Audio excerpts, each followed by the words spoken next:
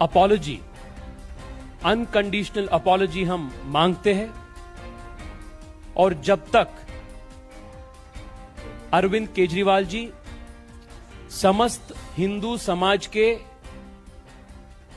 Unconditional apology नहीं मांगते हैं, तब तक युवा मोर्चा के आंदोलन और प्रदर्शन जारी रहेगा। अरविंद केजरीवाल और आम आदमी पार्टी हमेशा से ही भारत विरोधी और हिंदू विरोधी नीतियां अनुसार कर रहे हैं। राम मंदिर के ऊपर मजा करना, हिंदू देवताओं के ऊपर मजाक उड़ाना,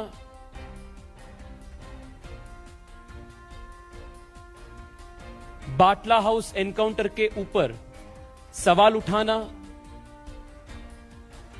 पाकिस्तान में जो सर्जिकल स्ट्राइक हुआ उसके ऊपर प्रश्न उठाना, ऐसे भारत विरोधी और हिंदू विरोधी नीतियां हमेशा से ही आम आदमी पार्टी का रणतंत्र बन चुका है। Arvind Kejriwal is an incorrigible and a blatant liar.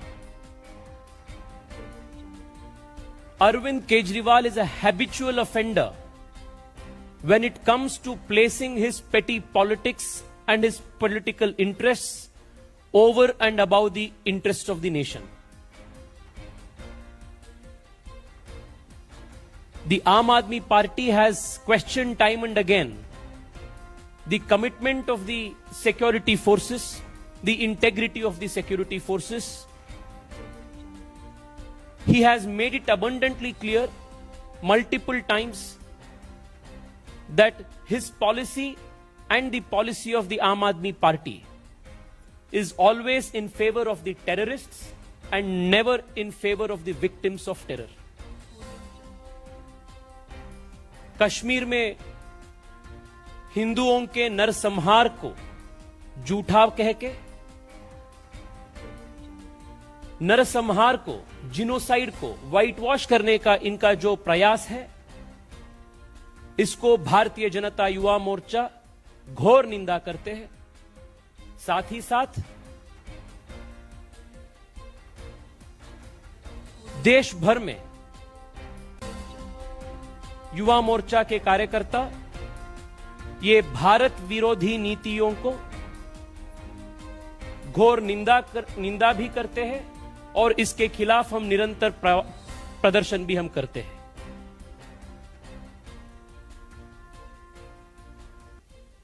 साथियों, the attempt to whitewash a genocide is an injustice on a civilization.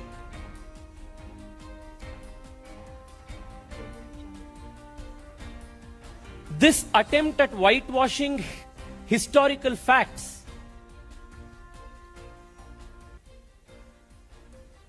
is a time-tested tactic of urban Naxals. And Arvind Kejriwal has called himself to be a proud urban Naxal. He has openly given support to the Tukde gangs who never have the best interests of India in their heart.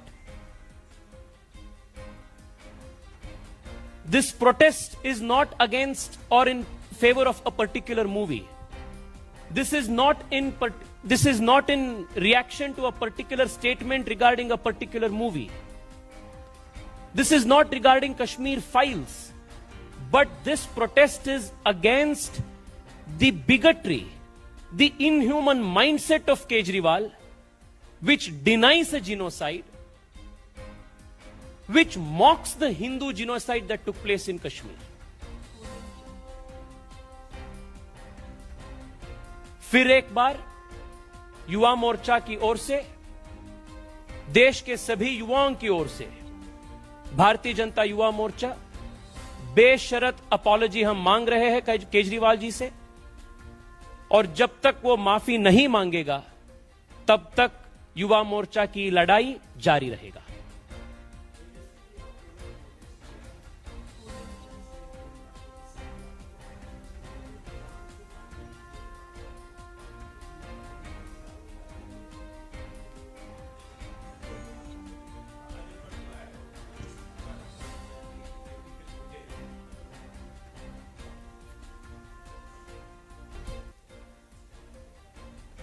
Manish Sisodia जी का ये सपना है, इसमें शायद उनके सपने ऐसे ही आता रहता है। ये अरविंद केजरीवाल जी के बयान के खिलाफ हमारा प्रदर्शन था। हम चाहते थे कि हम वो वहां जाए, उनसे मिले, और हमारा जो आक्रोश है, देश के सभी युवाओं का जो आक्रोश है, उसको शांतिपूर्ण तरीके से, संवैधानिक रूप से हम प्रकट करना चाहते थे। पुलिस ने हम सबको रोकने का प्रयास किया। वाटर कैनन्स भी युवा मोर्चा की कार्यकर्ताओं के ऊपर उन्होंने वाटर कैनन का भी, पानी का बौछार भी उन्होंने इस्तेमाल किया। उसके बावजूद भी युवा मोर्चा के कार्यकर्ता लोग बैरिकेड सामने करके, बैरिकेड को क्रॉस करके हम उनके घर के पास चले गए। We wanted to peacefully meet him, we wanted to express in a constitutional way, democratic way, our anguish.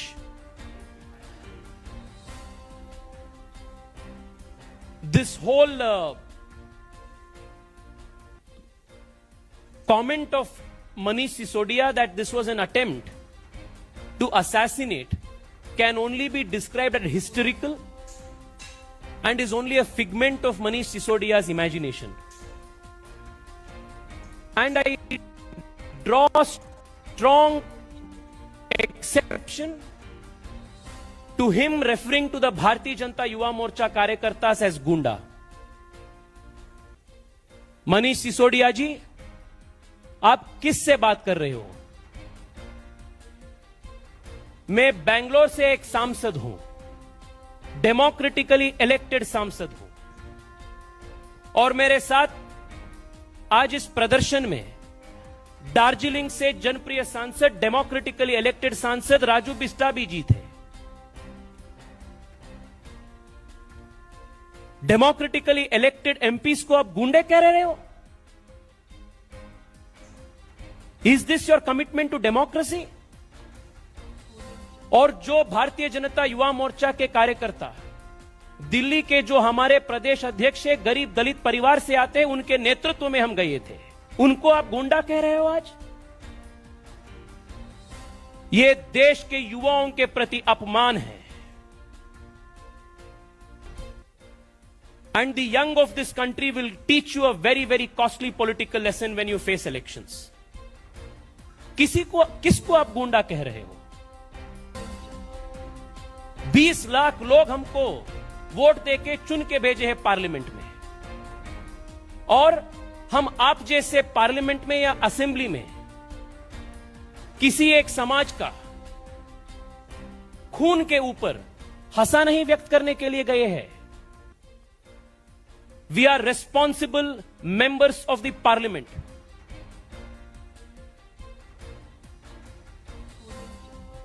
This is undemocratic, unconstitutional.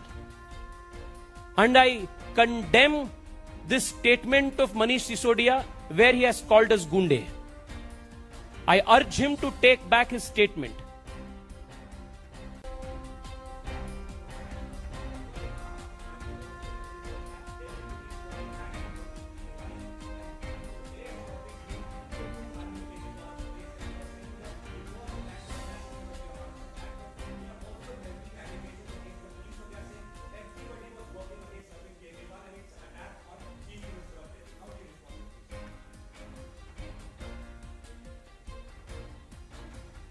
ये जो सब मिले हुए हैं जी, ये जो है टेम्पलेट है ना, ये आम आदमी पार्टी का आज से नहीं, जब से ये पार्टी पैदा हुआ तब से ये टेम्पलेट जारी है।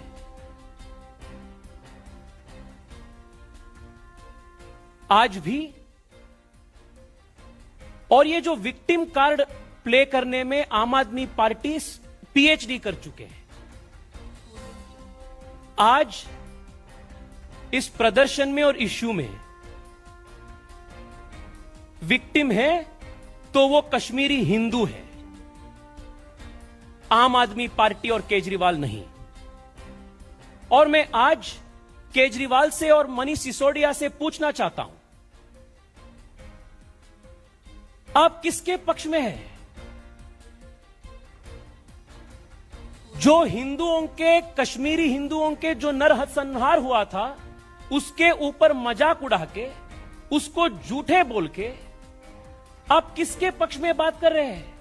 Are you in favour of the terrorists और are you in favour of the victims of terror? यह बात तो आप स्पष्ट कर दीजिए। And let me also tell you, the nation today knows very well, denying and whitewashing the crimes of terror is more criminal than committing terror itself. And this is what Aam Aadmi Party and Arvind Kejriwal are repeatedly doing.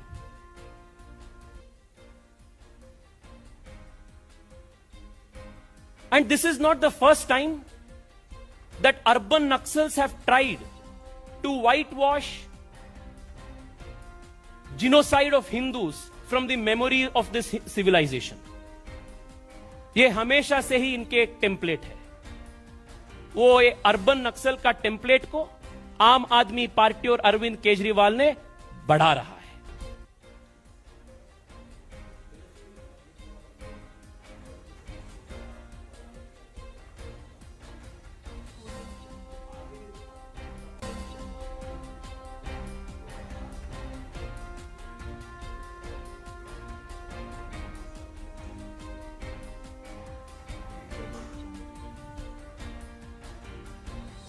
आम आदमी party Uttarakhand गए थे। उत्तराखंड में 98% seats में उनका जमानत जब्त हो गई। और उत्तराखंड में युवा मोर्चा के कार्यकर्ता ये भारत विरोधी नीति और आम आदमी पार्टी के ये हिंदू विरोधी नीतियों के ऊपर जन जागरण किया था। इसके वजह से 98% of the seats where they contested, they lost their deposits. महत्वाकांक्षी के साथ आम आदमी पार्टी गोवा भी गए थे। गोवा में 90% सीट्स में उनका जमानत जब्त हुआ। गोवा के युवा मोर्चा की नेतृत्व में वहां से भी झाड़ू को वहां से भगा लिया। वैसे ही उत्तर प्रदेश में भी इन्होंने प्रयास किया और उत्तर प्रदेश में 100% सीट्स में 100% सीट्स में जिस सीट्स पे इन्होंने कंटेस्ट किया, हर सीट में इनका डिपॉजिट जब्त हुआ। यह आम आदमी पार्टी की हालत है। देश के युवा भले बाती जानते हैं आम आदमी पार्टी के नीति क्या है, उनका नियत क्या है। और like I said, he is a habitual liar, a blatant and incorrigible liar and a habitual insulter of Hindu sentiments. बस मैं अंत में इतना ही कहना चाहता हूं, कल अरविंद केजरीवाल ने बयान दिया है कि आम आदमी पार्टी के विचारधारा का 3 पिलर्स है: कट्टर देश प्रेम, इंसानियत और ईमानदारी। मैं अरविंद केजरीवाल जी से पूछना चाहता हूं, जो हिंदू शरणार्थी बांग्लादेश, पाकिस्तान, अफगानिस्तान से भारत आना चाहते थे, सीएए जिसके लिए बनाया गया था, जिस सीएए को और ऐसे जो हिंदू शरणार्थियों को जो विरोध आपने किया, यह क्या आपका इंसानियत का आप एग्जाम्पल है क्या? यह आपका इंसानियत है क्या? और जब आम आदमी पार्टी के कॉन्स्पिरेसी के वजह से, साजिश के वजह से जो वेस्ट दिल्ली में एंटी हिंदू राइट्स हुआ, जिसका इंजीनियरिंग आम आदमी पार्टी ने किया था, जिस एंटी हिंदू राइट्स का पोस्टर बॉयज के नाते ताहिर हुसैन और अमानतुल्लाह खान थे, वो आम आदमी पार्टी के इंसानियत का चेहरा है क्या? Are they the symbols of your love? Are they the symbol of your piece?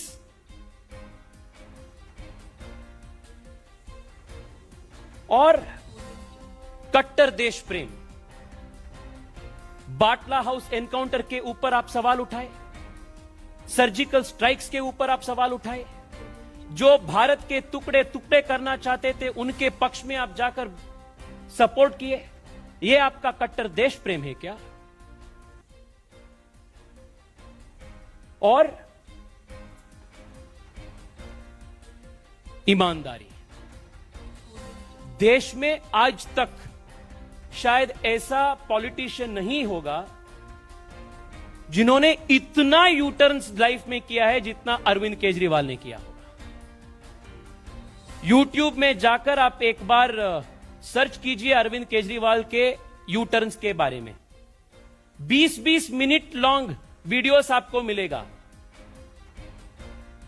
India against corruption के समय से आज तक मैं राजनीति में नहीं आऊंगा, किसी पद नहीं ले लूंगा, से अरविंद केजरीवाल में शपथ लेता हूं तक उनका यू टर्न कैसे हो गया। मैं आरटीआई का चैंपियन हूं से जब आरटीआई रिपोर्ट बाहर आया और उनके झूठ हर आरटीआई रिपोर्ट में बाहर आते, जब आरटीआई के ऊपर भी